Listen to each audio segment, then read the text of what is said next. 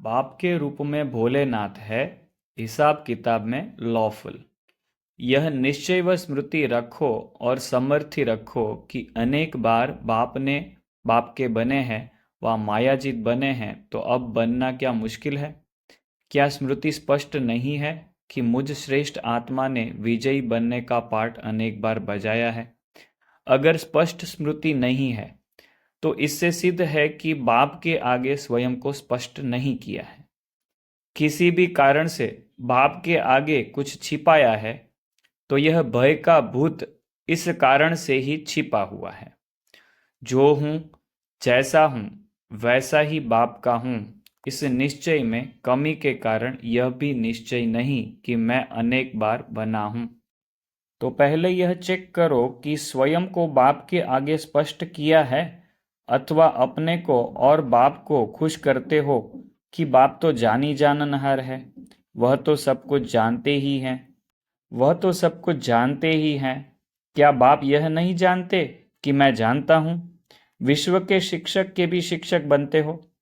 बाप को विस्मृति हुई है क्या, जो बाप को स्मृति दिलाते हो? इसलिए यह एक ईश्वरीय नियम व मर्यादा है कि कोई भी एक मर्यादा का पालन नहीं करते तो वे मर्यादा पुरुषोत्तम नहीं बन सकते। इसलिए कारण का निवारण करो। बाप के आगे छिपाने से एक के ऊपर लाख गुना बोझ चढ़े हुए होने के कारण जब तक स्वयं को हल्का नहीं किया है, तो सोचो कि एक गलती के पीछे अनेक गलतियां करने से और एक मर्यादा का उल्लंघन होने से अनेक मर्यादाओं का उल्लंघन हो जाने के कारण वह इतना लाख गुना बोझ चढ़ा हुआ होने से चढ़ती कला में कदम कैसे बढ़ा सकते हो और निशाने के समीप कैसे आ सकते हो। लौकिक दुनिया में भी कोई चीज छिपाने वाले को कौन सा टाइटल दिया जाता है? छोटी सी चीज को छिपाने वाले को चोर की लिस्ट में तो गिनेंगे ना। तो जब तक ऐसे संस्कार है, बाप दादा के आगे झूठ बोलना व किसी भी प्रकार से बात को चला देना, तो मालूम है इसका कितना पाप होता है। ऐसे अनेक प्रकार के चरित्र बाप के आगे दिखाते हैं। ऐसे चरित्र दिखाने वाले कभी श्रेष्ठ चरित्रवान नहीं बन सकते। बाप तो भोलानाथ समझते हैं ना, बाप को भोलानाथ समझते हैं ना, इसलिए समझते हैं कि छिप जाएगा और चल जाएगा। लेकिन बाप के रूप में भोलानाथ है, साथ साथ हिसाब किताब चुकतू कराने के समय लॉफुल भी तो है। फिर उस समय क्या करेंगे? क्या स्वयं को छिपा सकेंगे, वह बचा सकेंगे? 4/7/1974। वृत्ति और दृष्टि चंचल होने के कारण और निवारण। जिस समय वृत्ति और दृष्टि चंचल होती है तो उस समय स्वयं को यह समझना चाहिए कि क्या मैंने सर्व संबंधों की सर्व रचनाएं बाप द्वारा प्राप्त नहीं की है। कोई रस रह गया है जिस कारण दृष्टि वृत्ति चंचल होती है। जिस संबंध से भी वृत्ति दृष्टि चंचल होती है, उसी संबंध की रचना यदि बाप से लेने का अनुभव करो तो क्या दृष्टि वृत्ति दूसरे तरफ जाएगी? समझो कोई मेल की फीमेल की तरफ दृष्टि जाती है या फीमेल की मेल के तरफ जाती है, तो क्या बाप सर्वरूप धारण नहीं कर सकता? साजन व सजनी के रूप में भी बाप से सजनी व साजन बन कर अतीन्द्रिय सुख का जो रस सदा सदा काल स्मृति में और समृति में लाने वाला है, वह अनुभव नहीं कर सकते हो। बाप से सर्व संबंधों के रस व स्नेह का अनुभव न होने कारण देहधारी में वृत्ति और दृष्टि चंचल होती है। ऐसे समय में बाप को धर्मराज के रूप में सामने लाना चाहिए और स्वयं को एक रौरव नरकवासी व विष्टा का कीड़ा समझना चाहिए। और सामने देखो कि कहाँ मास्टर सर्वशक्तिवान और कहाँ मैं। इस समय क्या बन गया हूँ? रौरव नरकवासी विष्टा का कीड़ा। ऐसे स्वयं का रूप सामने लाओ और तुलना करो कि कल क्या था और अब क्या हूँ। तख्त नशीन से क्या बन गया हूँ? तख्त ताज को छोड़ क्या ले रहा हूँ? गंदगी। तो उस समय क्या बन गए? गंदगी को देखने वाला व धारण करने वाला कौन हुआ? गंदा काम करने वाले को क्या कहते हैं? बिल्कुल जिम्मेवार आत्मा से जमादार बन जाते हो। क्या ऐसे को बाप दादा टच कर सकता है, स्नेह दृष्टि दे सकता है, अर्जी मान सकता है, कंप्लेन व उल्लंघना सुन सकता है? इतने नॉलेजफुल होने के बाद भी वृत्ति और दृष्टि चंचल हो तो उसे भक्त आत्मा से भी गिरी हुई आत्मा कहेंगे। भक्त भी किसी युक्ति से अपनी वृत्ति को स्थिर करते हैं, तो मास्टर नॉलेजफुल भक्त आत्मा से भी गिर जाते हैं। तो क्या ऐसी आत्मा की कोई प्रजा बनेगी? जमादार की कोई प्रजा बनेगी क्या? या यह स्वयं प्रजा बनेंगे? मुख्य यह दो कंप्लेंट्स है। एक दो पार्टी से मिलते हैं तो यह कंप्लेंट विशेष होती है, इसलिए ड्रामानुसार बार बार यही बातें करना और बार बार बाप द्वारा यही शिक्षा मिलना, इसका भी हिसाब किताब बनता है। इसलिए ड्रामानुसार अब तक भी स्पेशल सर्विस लेना, यह भी पार्ट समाप्त हो रहा है। इसमें भी रहस्य है। वही बात कई बार पूछते हैं। एक वर्ष वायदा करके जाते हैं कि अगले वर्ष यह कंप्लेन नहीं होगी। दूसरे वर्ष फिर दोबारा कहते हैं कि अगले वर्ष नहीं होगी। जो वर्ष बीता वह किस खाते में गया? समझते हैं कि बाप दादा को वायदा भूल जाता है। समझते हैं बाप दादा को क्या याद होगा? बाप दादा को सबके वायदे याद रहते हैं, लेकिन बाप दादा बच्चों का डिसरिगार्ड नहीं करते। सामने बैठ कहें कि वायदा नहीं निभाया, यह भी डिसरिगार्ड है।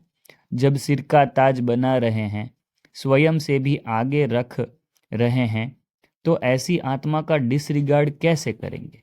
इसलिए मुस्कुराते हैं। ऐसे नहीं कि याद नहीं रहता। आत्माओं को तो चला देते हैं, निमित्त बनी हुई टीचरों को बड़ी चतुराई से चला देते हैं। कहेंगे आपने हमारे भावार्थ को नहीं समझा, हमारा भाव यह नहीं था। शब्द मुख से निकल गया, लेकिन बाप दादा भाव के भाव को जानता है, उससे छिपा नहीं सकेंगे। टीचर फिर भी समझेंगे मेरे से गलती हो सकता है, लेकिन बाप से तो नहीं हो सकती है ना। इसलिए अब छोटी छोटी बातों के लिए समय नहीं, यह भी व्यर्थ में ऐड हो जाता है। बाप से जितनी मेहनत लेते हो उतना रिटर्न करना होगा। व्यक्त रूप में मेहनत ली, अव्यक्त रूप में भी कितने वर्ष हो गए?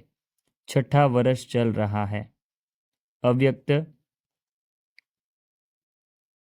रूप में भी 6 वर्ष इन्हीं बातों पर शिक्षा मिलती रही।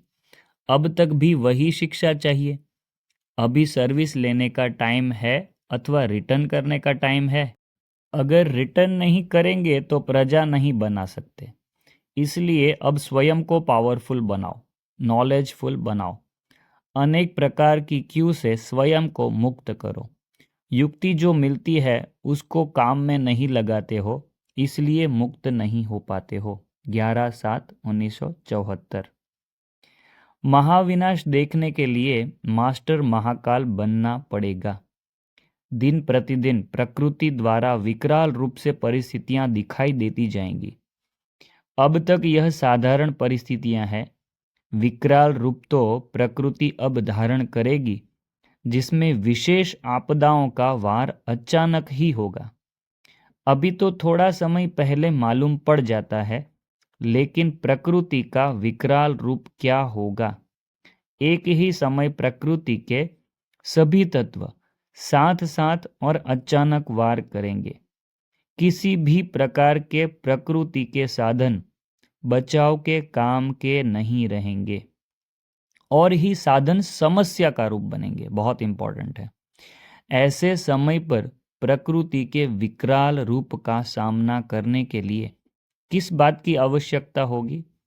अपने अकाल तख्त नशीन अकाल मूर्त बनने से महाकाल बाप के साथ साथ मास्टर महाकाल स्वरूप में स्थित होंगे, तब ही सामना कर सकेंगे। बहुत इंपॉर्टेंट है। महाविनाश देखने के लिए मास्टर महाकाल बनना पड़ेगा। मास्टर महाकाल बनने की सहज विधि कौन सी है? अकाल मूर्त बनने की विधि है हर समय अकाल तख्त नशीन रहना। जरा सा भी देहभान होगा तो अकाल मृत्यु के समान अचानक के वार में हार खिला देगा। 14/9/1975। संकल्प में विकारी दृष्टि और वृत्ति रखना महापाप। वर्तमान समय रूहानी दृष्टि और वृत्ति के अभ्यास की बहुत आवश्यकता है। 75 इस रूहानियत के अभ्यास में कमजोर है। 75%। मेजॉरिटी किस न किस प्रकार के प्रकृति के आकर्षण के वशीभूत हो ही जाते हैं। व्यक्ति व वैभव कभी न कभी अपने वश कर लेता है। उसमें भी मनसा संकल्प के चक्कर में खूब परेशान होने वाले हैं। इस परेशानी के कारण स्वयं से दिल शिकस्त भी हो जाते हैं। वास्तव में ब्राह्मण आत्मा अगर संकल्प में विकारी दृष्टि और वृत्ति रखती है, अर्थात इस चमड़ी को देखती है, चमड़ी अर्थात जिस्म द्वारा विकारी भावना रखते हैं, तो ऐसी भावना रखने वाले भी महापापी की लिस्ट में आ जाते हैं। ब्राह्मण जीवन में बड़े से बड़ा पाप व दाग इस विकारी भावना का गिना जाता है। ब्राह्मण अर्थात दिव्य बुद्धि के वरदान वाले, दिव्य नेत्र के वरदान वाले। ऐसे दिव्य बुद्धि और दिव्य नेत्र वाले बुद्धि में संकल्प द्वारा दिव्य नेत्र में एक सेकंड के लिए भी नजर द्वारा इस चमड़ी को व जिस्म को टच भी नहीं कर सकते। दिव्य बुद्धि का, दिव्य नेत्र का शुद्ध आधार और व्यवहार शुद्ध संकल्प है। अगर अपने शुद्ध संकल्प रूपी आधार अर्थात भोजन को छोड़ अशुद्ध आहार स्वीकार करते हो, अर्थात संकल्प के वशीभूत हो जाते हैं, तो ऐसे मलेच्छ भोजन वाले मलेच्छ आत्मा कहलाएंगे, अर्थात महापापी आत्मघाती कहलाएंगे।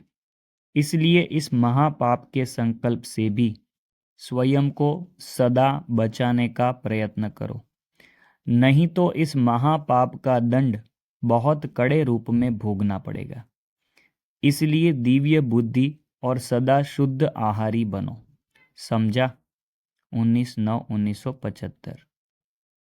धर्मराजपुरी में जाने से पहले स्वयं ही स्वयं का जज बनो।